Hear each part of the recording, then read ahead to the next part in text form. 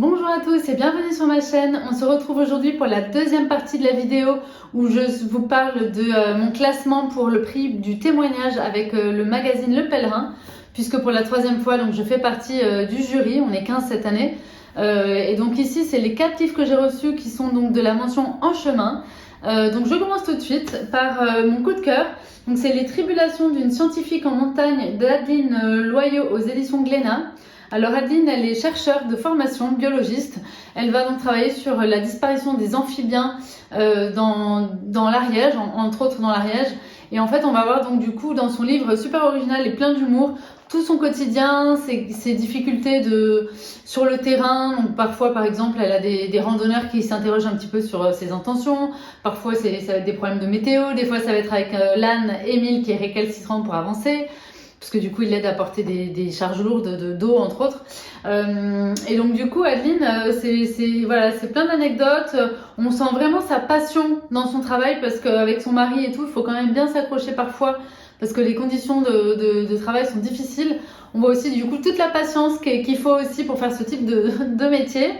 Donc moi j'ai trouvé ça super, plein d'humour, plein d'anecdotes. On lit vraiment, vous voyez c'est quand même gros, mais on lit vraiment avec plaisir. Donc bravo Adeline. Et puis à 2 reprises dans le livre on voit des photos. Je trouve que ça rend plus concret aussi un petit peu quand elle raconte ses expériences. Au-delà de son travail, on voit bien aussi tout son côté écolo, et en tout cas faire attention à préserver la biodiversité. Et voilà, j'ai trouvé ça très intéressant et très original. En deuxième position, je place le livre de Pauline Wald, Marcher vers son essentiel, voyage intérieur sur le chemin de Compostelle aux éditions Erol. Alors Pauline avait déjà fait un film qui portait à peu près le même titre, que vous pourrez retrouver en ligne. Donc là, elle en a fait un livre, donc j'étais assez curieuse de lire son livre, puisque j'avais déjà vu le film au Forum des chemins avec Le Pèlerin. Donc ici son livre il est un petit peu plus sur son chemin à elle en fait, avec plein de petites anecdotes croustillantes. En fait Pauline elle a fait un burn-out suite à son travail dans le secteur bancaire qui l'a complètement épuisée.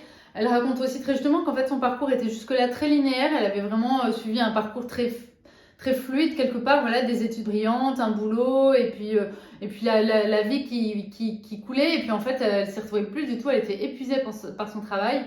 Et donc je pense que comme beaucoup de jeunes, et encore plus avec la période de Covid qu'on vient de vivre, se posent des questions comme ça sur le sens de leur vie professionnelle, le sens aussi de la finalité de leurs employeurs aussi parfois. Et donc elle décide de partir sur les chemins de Compostelle pour vivre une expérience nouvelle. Donc elle avait déjà un petit peu cheminé dans d'autres pays, mais voilà. Et donc elle raconte dans son livre, par exemple, une personne qui va lui faire des massages aux genoux, une dame qui va l'accueillir avec ses enfants, la rencontre avec Guillaume qui lui permet de vivre des expériences que toute seule elle n'aurait pas forcément osé, etc. Elle montre aussi que du coup le chemin va forcément changer un petit peu sa façon de voir la vie. Donc c'est ça qui est intéressant, c'est de voir après. Souvent elle s'interroge d'ailleurs sur ce qu'elle va faire après le chemin.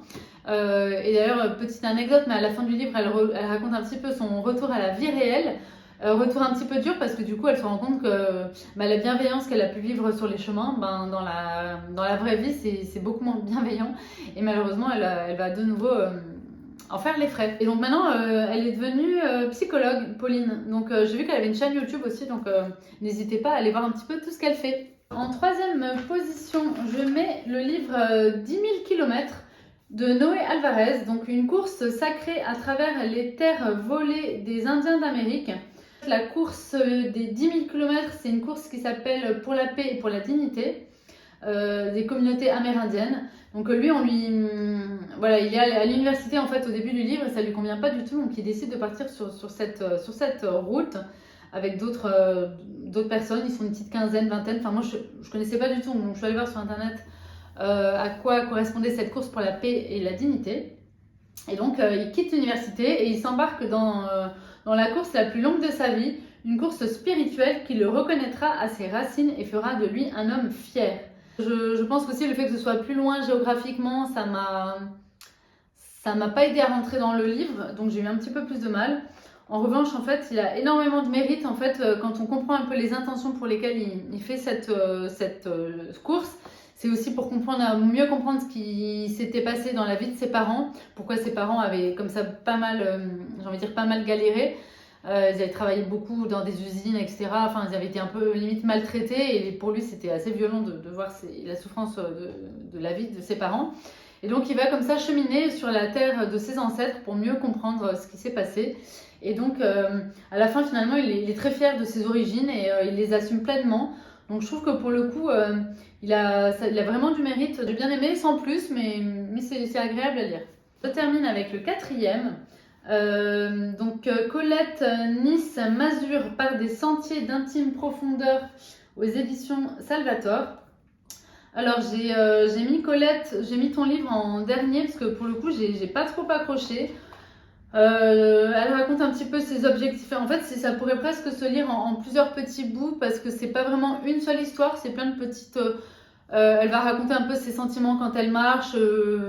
Donc soit avec ses enfants, avec ses petits-enfants, des fois toute seule, ou avec des amis, etc. Donc, et voilà, moi je trouve que pour le coup, je n'y vois pas beaucoup d'intérêt. Donc bon, je suis désolée, j'ai pas grand-chose à dire du coup sur ce livre, mais après c'est peut-être moi, hein, j'ai mal saisi le côté poétique du livre, puisque parfois il y a des extraits un petit peu de poésie qu'elle a pu rédiger.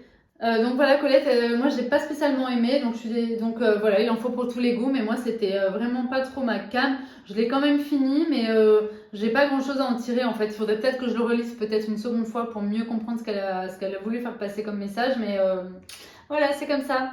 Bon, ben j'en arrête là pour aujourd'hui. Merci de m'avoir écouté. Je remercie encore Françoise Tout le monde de m'avoir sélectionné pour faire partie de ce jury. Si l'un de ces 4 livres vous intéresse, n'hésitez pas à me le faire savoir, je vous le ferai passer avec grand plaisir. Je vous dis à très bientôt. Salut!